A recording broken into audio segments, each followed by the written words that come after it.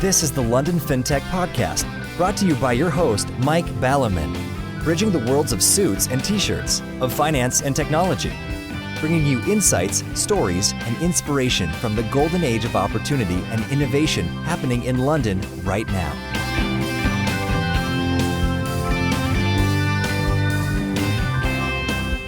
Hi, this is Mike Ballerman, and this is London FinTech Podcast, episode 176, brought to you in association with Smart Pension and the unlistedboard.com, and I'm delighted to be joined today by Rana Gujral, CEO of Behavioural Signals, to discuss the automated detection of emotion and tone in human conversation, which has many applications in many sectors, as you can imagine.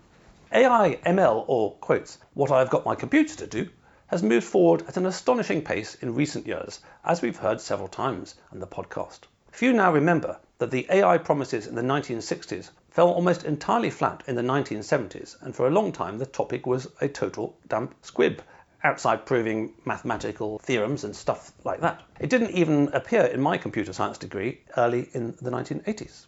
As well as obvious factors like huge leap forwards in computing power, one important angle was that the early pioneers simply did not understand the complexity of the challenges they were facing.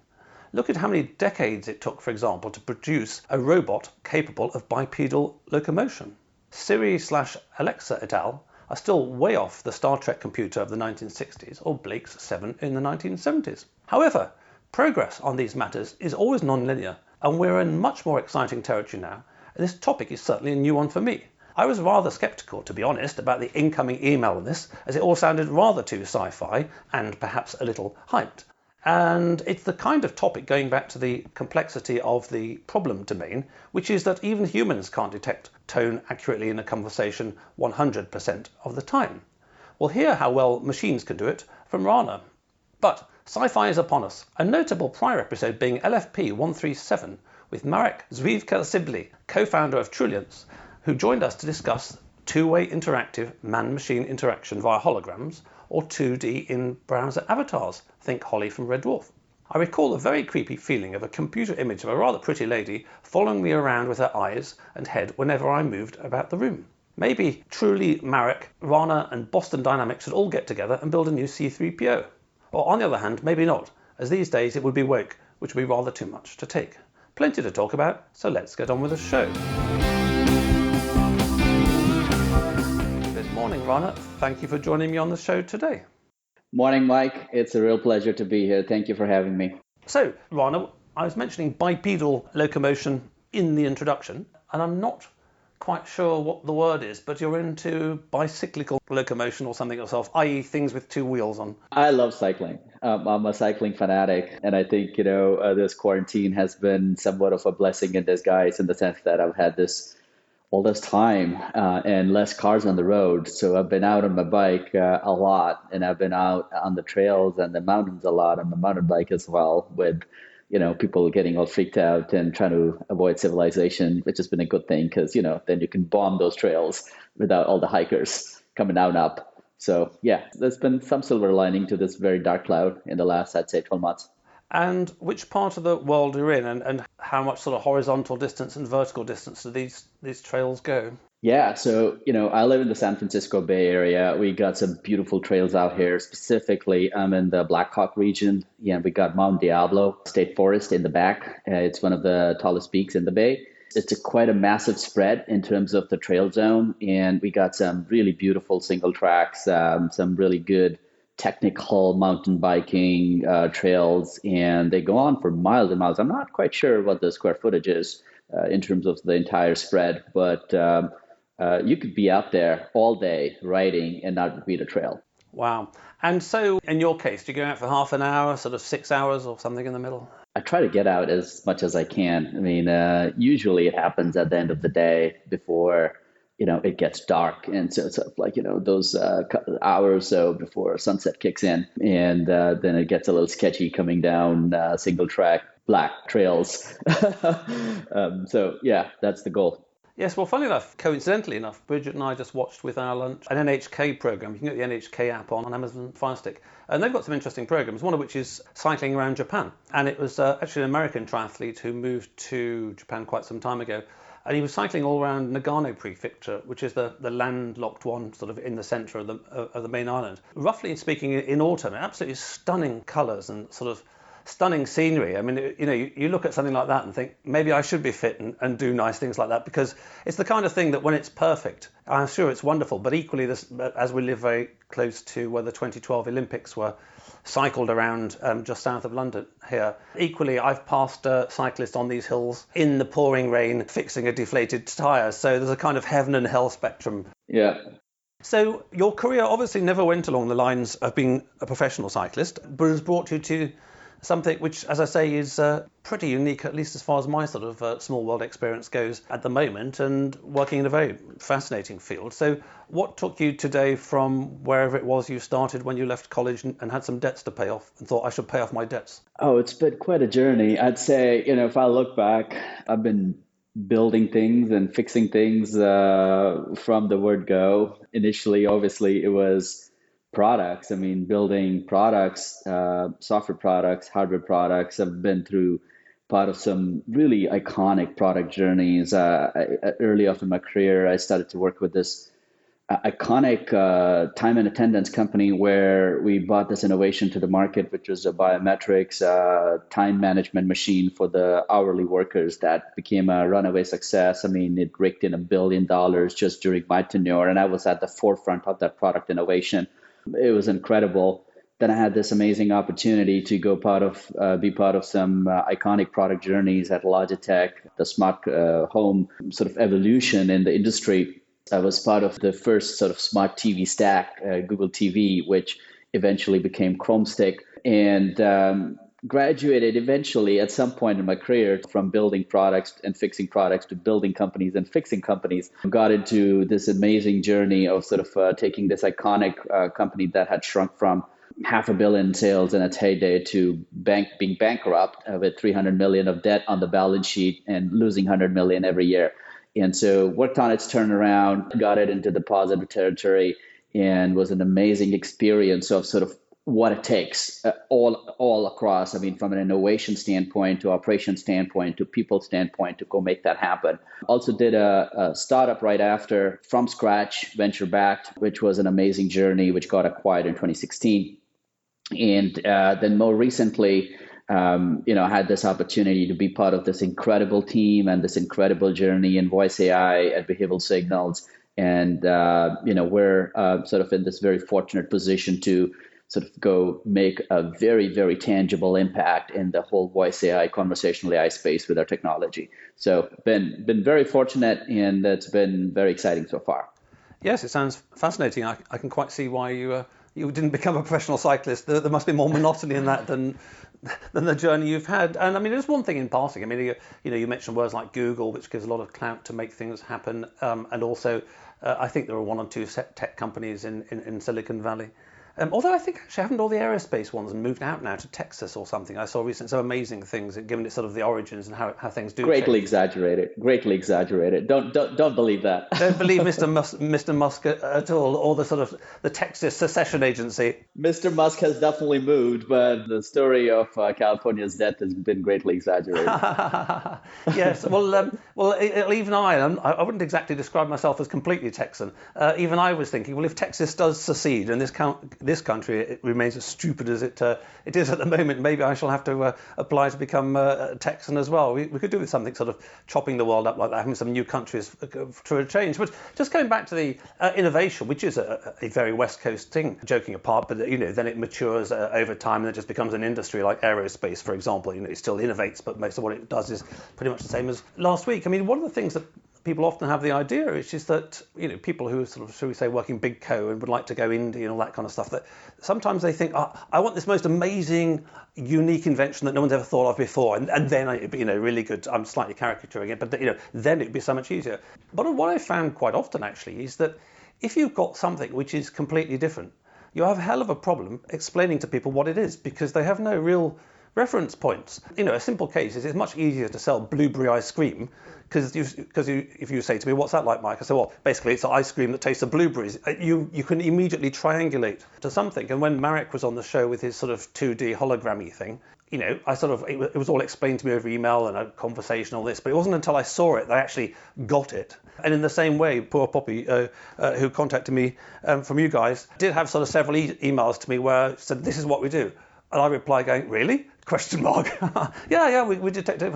Really? How well? This kind of stuff. And so there's quite a lot of sort of skepticism, just around the sort of the technology, because it does sound sci-fi, and it is to a certain extent sci-fi, or perhaps 10 years ago, or certainly 20 years ago, it would have been sci-fi. And then, as we'll get on to later in the show, it also produces the challenge, which also I think Marek was having with Truly, which is there are so many infinite potential use cases of this, if it works well enough above some hurdle, requirement, that, it's a bit like having sort of a huge amount of, I don't know, let's say Anglo and American and Allied troops in the Second World War are looking at Europe's coastline and going, that's quite a long coastline. Should we pick here, or should we pick there, or should we pick there? But let's slice that up sort of little by little, and maybe we'll just start with a little bit of the history. How far would you have to go back, roughly speaking? I mean, I'm not going to sort of hold you by the hour and the day and the minute, but when this really wasn't a thing. I mean, it wasn't a thing in 1980. I can guarantee you that, and I assume it wasn't in 1990. I mean, the internet hadn't really come along by then. I mean, how recent in an academic context is the technology you've got? Because my assumption is that this has developed in an academic context and now is being commercialized by people such as yourself. It is, so affect, the science around affect, which is the technical term around emotion AI, is relatively new. I mean, from the, the general sort of bar of sort of the advancements in the voice AI and conversational AI domain. And we sort of like had the industry initially sort of focus on the essential dynamics of conversation AI, which is NLP, natural language processing, and NLU, natural language understanding. Because, I mean, if you're holding a conversation, your first sort of battle is to understand what is the other person saying. If it's a software system, you have to sort of understand the language, and you have to decipher the language into accurate terms and accurate words. And, that is what the NLP and NLU has focused on. And you have these amazing set of challenges around sort of understanding various dialects, various accents. People speak multiple languages at the same time with different words interspersed in it. They speak differently, and there's noise aspects and whatnot. So that was the core focus of the industry for almost 2 decades. Then you have this challenge to respond back in a human-sounding language and also do it in multiple languages, etc. Right? So that you're going to have sort of like, some of those things sort of solved, you could see, right? So if you sort of talk to your Alexa or Google, it can understand you no matter how fast you speak or slow you speak, or, how, what accent you have. And, even if you're sort of pausing and eyeing and numbing, it gets you from a far field microphone, and it can respond to you in the language of your choice. And it sounds very much like human. But that's piece of the story, right? So when we're having a conversation, you and I, your brain's doing all of that, because your brain does NLP and NLU naturally, as you were, as every human does. But your brain does so much more. As a human brain, you're also trying to assess my state of mind, my cognitive state of mind, the emotions and behaviors in my tone of voice. And you're doing it more than the tone of voice. You're looking at my facial expressions and my body language and everything else, but primarily at the visceral level, your brain's focused on my tone of voice. And you're not only understanding what I'm saying, but you're trying to also understand how I'm saying it. Am I sounding happy or engaged or disengaged or negative or positive? And if you ask me a question, what does my response sound like? And that is an essential dynamics of a conversation. And if you can't do that, you and I can't have a conversation. Yes, it sounds very much like the next frontier. I mean, as you say, first people had to get sort of Siri and Alexa and Google working, so you could actually sort of say to them, what's the weather forecast tomorrow, and they come back, it's going to rain, stuff like that. That is phenomenal achievement, which has really just perhaps been the last 20 years as far as I've seen, and has now got to an incredible level that we couldn't have imagined, say, in 1990 very easily, although projections are always too rapid for these things. But then, as you quite rightly say, I mean, I was thinking like it's sort of 1 dimension or 2 dimensions, and you're now going into the 3rd dimension, which is the emotive context, because we are primates, or actually even more than that, we're mammals, and all mammals process the other mammal, in terms of whether to sort of kill it and eat it, mate with it, or run away from it, kind of stuff. And that may sound a bit primitive to us, but we have all that brain architecture still there. If you're walking around a dark part of London, it's just the body language of some other person walking down the street. So yeah, this is happening all the time at a very crude level, but also at a much more nuanced level. Is he getting bored in a business context, or you're doing a presentation or something like that? So it's an incredibly tough domain. So let's presumably, which is I presume what you do, which is let's put all the body language to one side and let's just focus on the voice stream. So, I give you a recording of me saying a sentence. This is just you as a person. What I feel are sort of 6 different emotional tones, like I'm cross, I'm impatient, or something like that. And I sort of say as a test, just email me back. I'd expect you to get most of them right. But there's a degree of subtlety in human communication, even with people speaking the same language from the same cultural context. So, not even American and British, but sort of, let's just say just West Coast context. There's a certain degree of which, we've all had this kind of problem in life at various points, which is that you can't really understand what the other person is saying. I mean, let's go back to an archetypal thing. You're a teenage boy at school trying to chat up a girl. It can be very tough to work out, God, this girl thinks I'm really boring and I should just sort of run away, or no, I'm still got a chance, kind of thing. So it's just starting off with the problem itself before we get onto computers. It is actually quite tough as a human being to do this. It is a hard capability, complex, but it's natural, it's inbuilt in us. So we don't kind of think about it. I mean, it's sort of like speaking. Is speaking difficult? It is. For someone who is, challenged with the essential dynamics of expressing sound or voice, and certainly very difficult for a computer. But for us, I mean, we just speak, and so for us, I mean, in our brains, I mean, how we process our affect and how we process emotions is just wired in. Certainly, some of us are better at that than others. I mean, it is scientifically proven that the females among us are better equipped at understanding the state of mind because their brains are tuned into sort of, processing the voice and the state of the conversation. And so, but I mean, for the most part, it comes naturally to us. I mean, but it's also a very, very difficult science to sort of quantify, right? So if you think about that, what is emotion AI?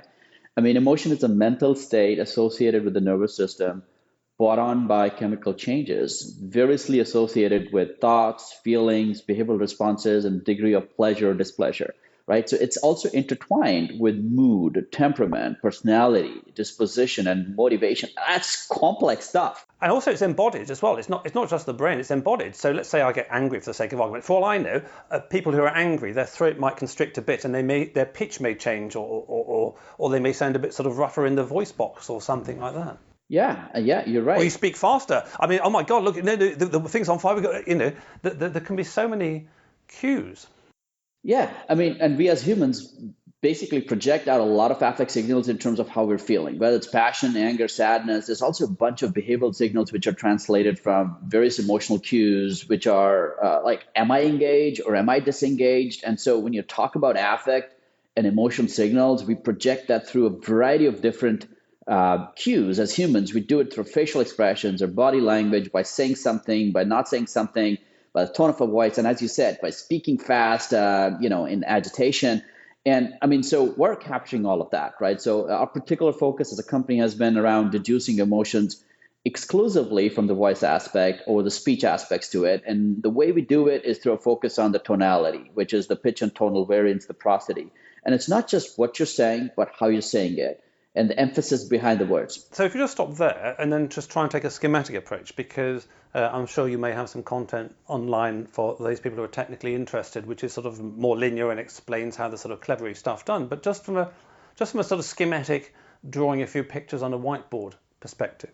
So if we rewind the clock to a time when sort of, should we say, voice recognition didn't exist, or let's make it even easier. A computer reading text. You've got an OCR, it OCRs the text and then it pronounces the words. So if I look at a sentence then schematically, it's very easy for me to know what the computer needs to do. It needs to find spaces. Before a word and after a word is always a space, so it can parse a word, and then it's got to recognise the letters within them, which generally don't sort of seem to touch, looking at sort of aerial here in front of me, so that a computer can take a picture of a sentence, find the spaces, find the commas, find the letters which it matches to an alphabet. So schematically, of course it's not that easy, but schematically it's fairly straightforward. But I have no idea, picking up your point, that what I do is automatic in the brain at a level well below conscious level. I have no idea how you would parse a sentence which was just an MP3. I send you an MP3, it's 10 seconds long. What on earth are you parsing for? Okay, you might find gaps, but that's just for voice recognition, and that's been done. I mean, what do you actually go through? It's literally just a pressure wave, isn't it? Sound. I mean, how do you go through a pressure wave and extract out stuff? Or do you just feed your system, 50,000 examples of people when they're cross sound like this, and 50,000 when they're in love they sound like this, and 50,000 when they're sleepy they sound like that, and leave it to the machine to derive the algorithm? So psychologists have used various methods, such as factor analysis, to attempt to map emotion-related responses into a more limited number of dimensions, right? Such methods attempt to boil emotions down to these underlying dimensions that capture the similarities and differences between experiences. So often the first two dimensions uncovered by the factor analysis are valence. That's the most important part, which is how negative or positive the experience feels. And the second is arousal, which is how energized or enervated the experience feels. Those are the two dimensions that you're primarily focused on, valence and arousal. And these two dimensions can be depicted on a 2D coordinate map. And this two-dimensional map has been theorized to capture one important component of emotion called core affect. This is how we really measure affect, or we sort of measure the various dimensions of affect. But emotion recognition is not just a classifier. It's a whole pipeline of machine learning and machine intelligence components. It ranges from speech activity detection. So the engine needs to separate speech from non-speech. That's important. Then it's diarization. It needs to know who spoke when, essentially separate speakers from each other so that emotions of each can be deduced.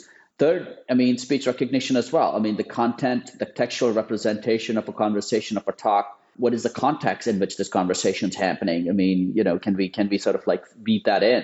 And so from that, you're focused on the valence and arousal. You're unraveling a variety of signals. We call them signals from the tone of voice. First bucket of signals would be emotion signals: anger, happiness, sadness, frustration, neutral state, etc. The second bucket of signals would be behaviors, which is engagement, politeness, empathy. And the third bucket, very, very advanced bucket, would be taking all of that, applying it into a specific context, and let's say, intent signals, which is, what is the person going to do in terms of an action in the near future? And we're predicting that mentally and say, will the client pay or not pay? Will the customer buy or not buy? All of those different things. And so that's very high level. This is probably a 3-hour, summarized conversation. Just talk about the science of it, but that's sort of the meat and potatoes, the high level of it. I see. Well, I think what I get out of that, which is very helpful, which is again just sort of slightly caricaturing it. It's not a question that you've developed a clever program and it goes in and comes out. There's actually a whole bunch of things going on in your system.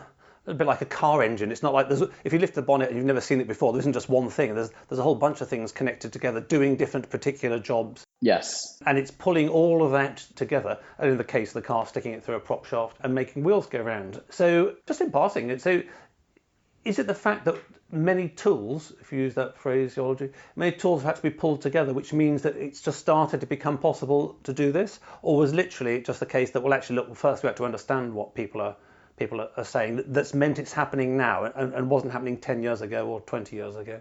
Or is it just computing power, or is it just actually a few academics got around to looking at this sort of seriously, or that so one academic pulled together 15 other academics from different areas and made a critical mass or something? Why is it happening now? It's always been the goal of the folks who've sort of been in the domain of voice AI and conversational AI to get a better sense of what has that conversational experience been like. But the tools at our disposal have been very primitive, right? So if you look at the larger sort of landscape of conversational AI systems out there, billion-dollar companies, multi-billion-dollar companies with very, very successful products in the market, and you look under the hood, for the most part, all of them take the audio of a conversation. Typically, this is a contact center setup, agent client. Convert that audio into text using a speech to text or an ASR.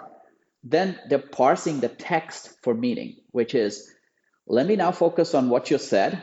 And based on what you said, I'm going to try to find words which are happy words. I'm going to find words which are angry words. I'm going to find words which are sad words, and try to make sense of how this conversation went. But you and I both know, I mean, English is a very complex language. You could say one sentence, and the way you say it could mean 10 different things, not even 2, 10. I mean, you could find examples where you could say one sentence in 10 different ways. And if you're just looking at the words, you have no clue. I could say now, that's amazing. Or I could say, oh, that's amazing. Yeah, there you go. There you go. Exactly. And so if you're just parsing that's amazing in a ASR version of this context of the podcast, then you're like, it's subject to interpretation. And you're probably going to, think that's amazing, where you were being completely sarcastic and you didn't mean that was amazing, right? And so that's the sarcasm. I mean, by the way, that's a good example. Let's talk about that, right? So let's say, a complex product on which billions of dollars have been spent. Let's pick on Alexa. Compared to a human conversation, you asked me a simple question, say, Rana, would you like to do this? And I said, sure, very sarcastically. And you're like, okay, maybe now is not a good time because you can sense sarcasm in my voice. Now, if Alexa asks you that question, you respond with a very sarcastic sure, she can only process the word sure. And sure for her means yes, which means, great, let's do it.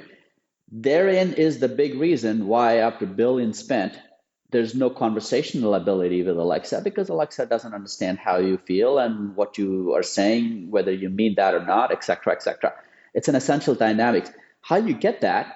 Through many ways, but primarily you get that from the tone of voice. So what we focus on is the pitch and tonal variance of prosody. In fact, vast majority of the use cases, this use case that we built for the banking industry, for the financial institutions, we don't even use ASR. Can you believe that? We don't use speech to text. We do not convert the audio into text. We, in fact, don't even care what you're saying. We don't care about that. You could be speaking in Chinese or Russian or Japanese, and we'll decipher the same amount of signals and intent from that conversation without ever caring about what you've actually said. And it's that powerful. I mean, what you're saying is only marginally relevant. How you're saying is primarily relevant, and that's what we're focused on. Yes, we've been doing a sort of Japan season here recently, going through 1950s Japanese films, particularly Mifune and Kurosawa. We saw Throne of Blood, which is Kurosawa and Mifune's version of Macbeth, on Saturday night. And there's a really funny thing I noticed myself doing. So it's all subtitles. Neither of us speak enough Japanese to understand it. But actually, I find myself turning up the audio so it's loud enough to hear it normally, even though I might get about 1 in 100. But actually, thinking about it the way you've explained it, I mean, it's just sort of automatic. It's, that's a bit quiet, I turn it up, even though they're speaking sort of Japanese and I don't understand it. But actually, one of the things that you're quite right, actually, one's getting out of it, of course, is the emotion. Seeing the words translated, but with the sound off, you just got the body cues. And in particular, this one's kind of no drama style, so the equivalent to Lady Macbeth sits there utterly motionless, so you can read nothing into her body language at all. But the tone of her voice, even though it's in a language they don't understand, one can derive some from that, and indeed it's necessary for part of the interest in it. So just on that point, because you mentioned this sort of cross-cultural thing, I mean, again, it's something that I'm sure you present on for 3 weeks without hesitation, repetition, or deviation. So we all know that just simply, you've got friends who are introverts and friends who are extroverts, and they will use the word amazing in different ways and mean different things by it in their own personal context, even if they, work in your company.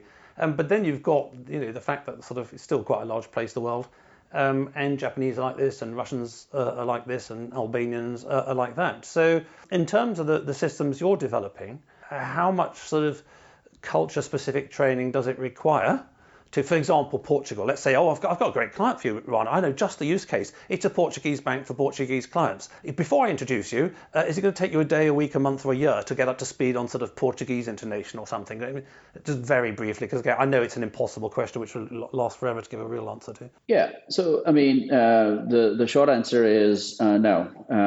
It doesn't. I mean, we work out of the box on any language on the earth, and we get amazing results across the board. And the reason being is we're not focused on the language. We're focused on expression of emotions through the pitch and tonal deliverance. And in that regard, we are very similar across humanity. I mean, there's a science aspect to it. I mean, essentially, we're measuring variance from the baseline of specific tonal variance and prosody, which sort of subtly differentiate between excitement and anger and sadness. And while the baseline may be slightly different across certain language sets, because there's certain languages, certain cultures that speak in soft undertones and certain others speak in more sort of high-pitched undertones, you recalibrate that baseline, and that is done with a very small amount of data very quickly. The variance is almost identical. So, I mean, the results are almost identical across language sets, across various cultures. We don't really convert the audio into text. So as a result, the language itself is not relevant for us. We don't even need a multilingual or multi-language supporting ASR to deliver a solution. And when it comes to specifically to bias and cultural differences, we're very lucky to be working with emotions and voice, which is basically a pretty standard vernacular worldwide. I mean, we're sort of capturing and quantifying only the emotions and voice and not what is actually being said. And as a result, this is a tremendous advantage, specifically when you go into sort of the cost control training, aspects to it. And bias is a whole different equation. We can talk about that. Well, I guess it comes back to this point that I was making before, which is that emotion is more of a felt bodily sense than it is a sort of a thought. You know, if you did galvanic skin response to somebody who's angry, you'd measure different volts in their finger conductance, skin conductance. So to that extent, babies are born around the world, roughly speaking, with a sort of very similar physiology, and then somebody teaches them a way to go blah, blah, blah.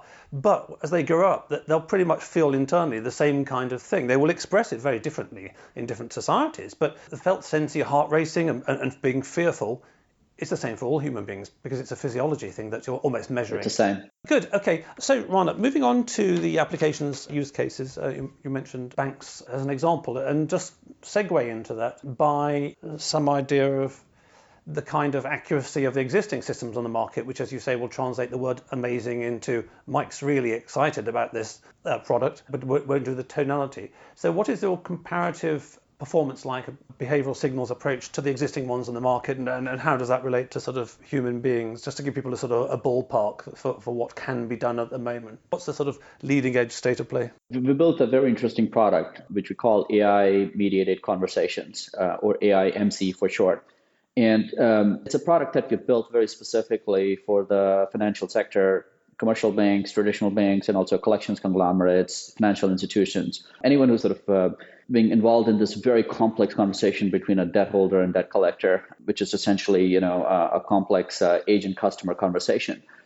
And what AIMC does, it involves building profiles of customers and call center agents based on past interactions. These profiles are fed into a predictive model that we've built to determine which agent should be paired with a specific customer in the future so that the desired outcome can be achieved.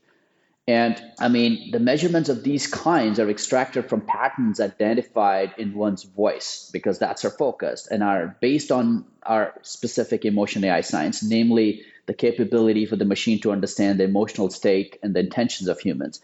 So then once we create this predictive model, then it is employed essentially to assess the compatibility of all possible profile pairs.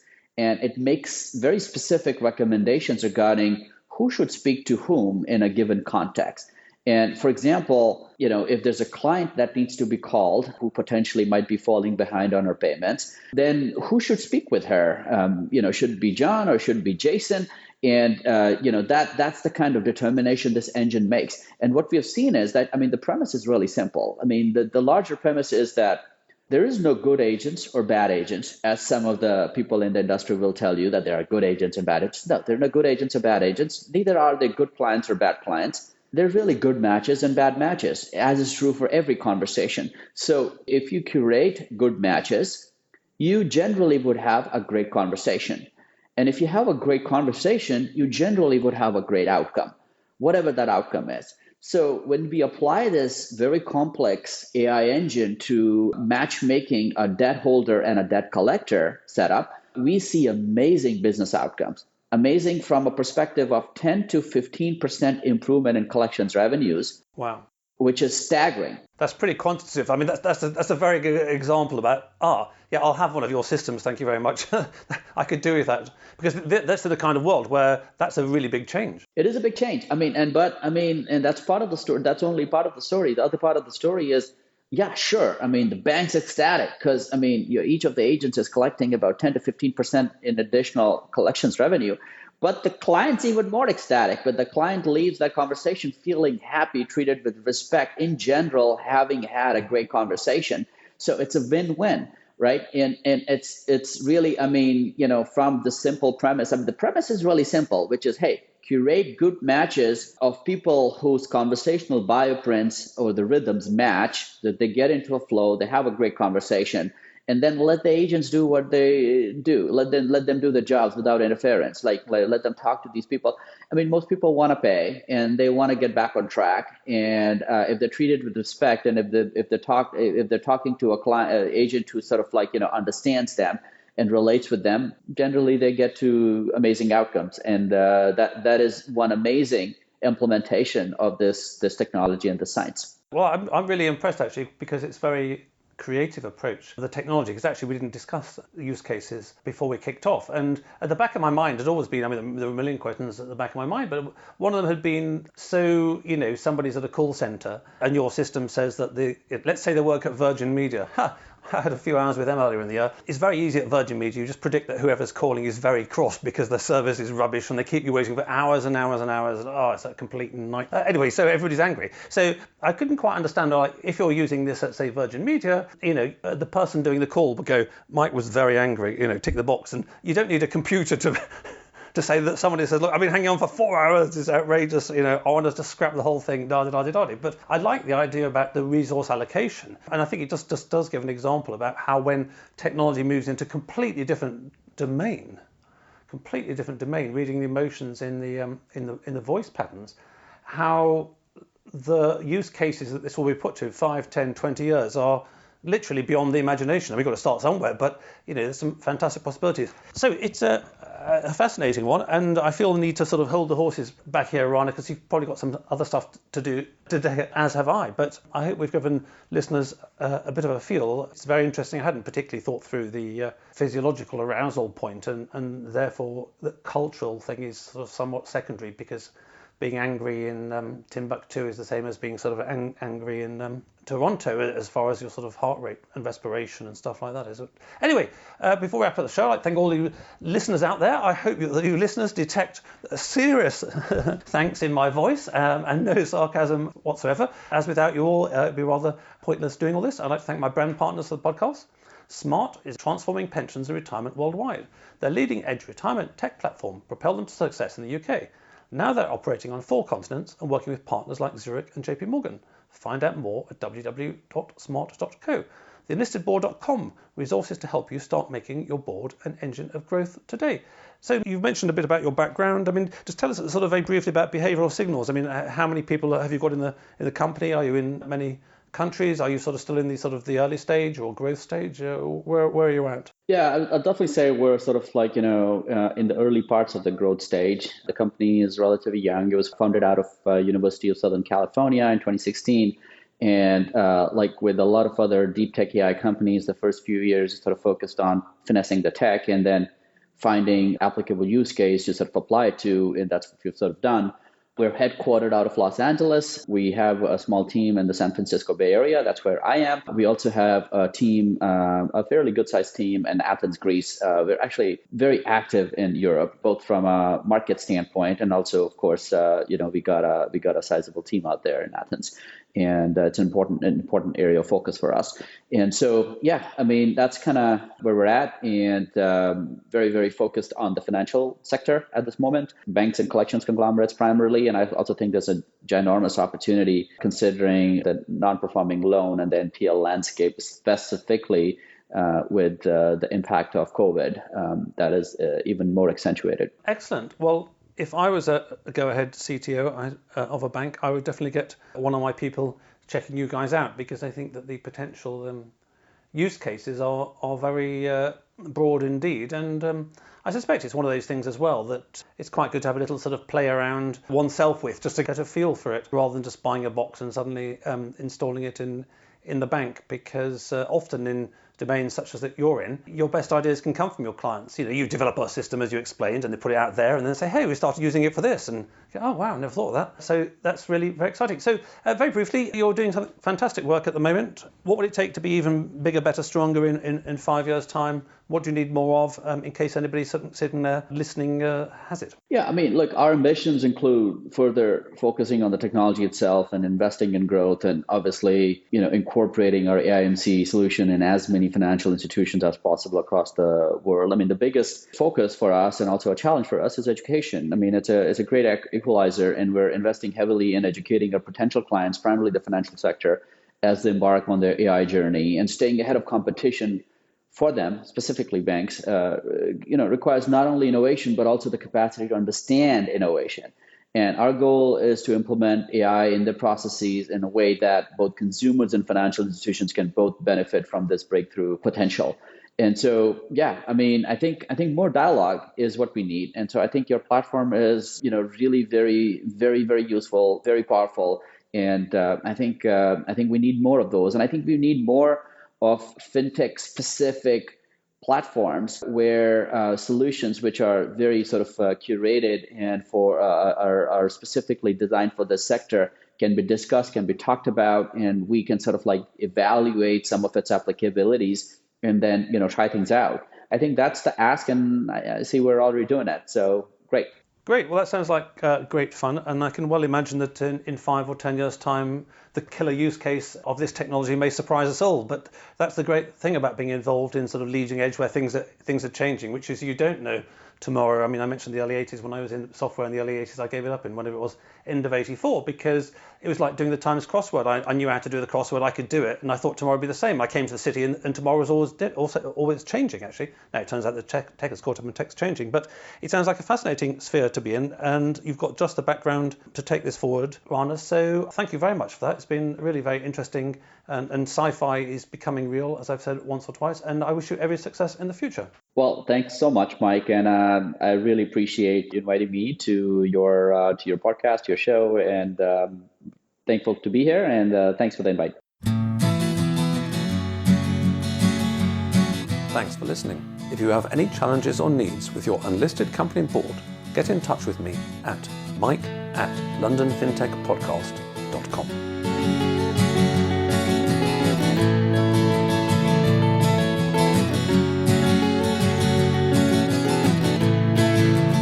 We could sit in a bender all day, watching the firelight dance, watching the firelight dance. We could walk in the mountains before dawn, watching a happy moonrise, watching a happy moonrise.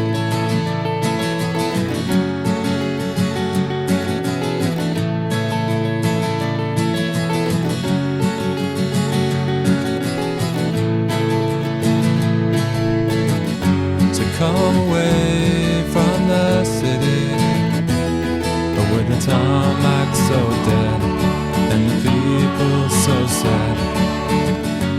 Come away from the city, with